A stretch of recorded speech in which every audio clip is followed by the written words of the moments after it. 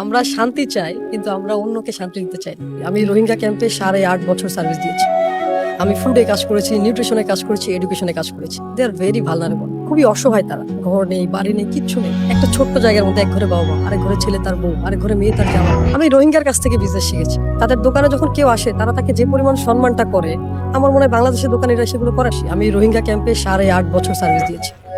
আমি ফুডে কাজ করেছি, নিউট্রিশনে কাজ করেছি, এডুকেশনে কাজ করেছি। রোহিঙ্গা ক্যাম্পে কোথায় ছিলেন? আমি উখিয়াতে ছিলাম। উখিয়াতে ছিলাম, আমি 13টা ক্যাম্পে কাজ করেছি। সো আমাদের যে প্রজেক্ট ছিল, আমরা 51,000 ফ্যামিলিকে মোর দ্যান 2 লাখ রোহিঙ্গাকে খাবার দিয়েছি, সার্ভ করেছি। তো থাউজেন্ড কমপ্লেন আমরা হ্যান্ডেল করেছি আর কি। রোহিঙ্গাকে হ্যান্ডেল করা যে কি পরিমাণ টাফ। আবার আমার মতো বাঙালি মানুষ যে ওদের ভাষা জানে না, ওইখানে যে আমি তাদের ভাষাটা শিখেছি। যখন আমি শিখলাম, আমি দেখলাম যে দে আর ভেরি ভালনারেবল, খুবই অসহায় তারা। ডেফিনেটলি অসহায় আসলে। মানে একটা মানুষ দেখেন, তার সবকিছু হারিয়েছে, ঘর নেই, বাড়ি নেই, কিচ্ছু নেই।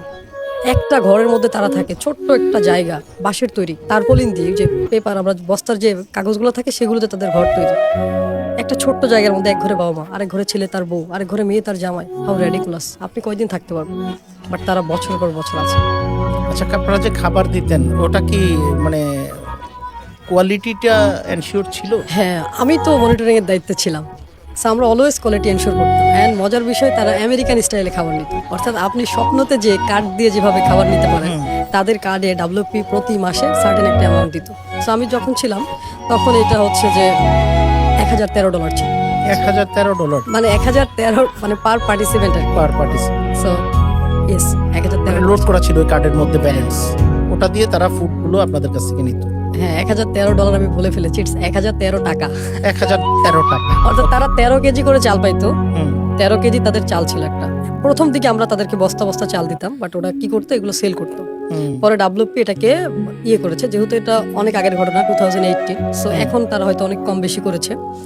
সো তাদের জন্য যে অ্যামাউন্টটা, অর্থাৎ 1,013 টাকা করে ছিল ডলারের হিসাবে, $10, $10 কি $11 ছিল। সো এই যে অ্যামাউন্টটা দিত, তাদের ফ্যামিলিতে মিনিমাম 6 থেকে 7 জন মেম্বার থাকতো। পার পার্টিসিপেন্ট তারা 13 কেজি করে চাল নিতে পারতো। আমরা 40+ আইটেম দিতাম।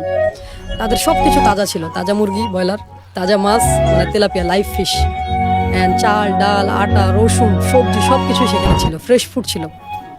সো এতগুলো আইটেম তাদেরকে দেওয়া হইতো, বাট দিন শেষে এই আইটেমগুলো তো তারা ঠিক মতো ইউজ করতে পারতো না।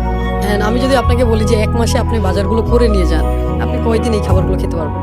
তাজা খাবার তো থাকবে না, শাকসবজি তো থাকবে না। রাইট। সো অনেকেই ভাবে যে তাদেরকে সবকিছু দেওয়া হয়, বাট তারা কিন্তু সবকিছু পায় না। তাদের স্ট্রাগলটা আরো ভয়াবহ। এই জন্য তাদের ফ্যামিলির ম্যাক্সিমাম লোক কাজ করে, কেউ দোকান করতেছে, প্রতিটা ঘরে ঘরে বিজনেসম্যান। আমি রোহিঙ্গার কাছ থেকে বিজনেস শিখেছি।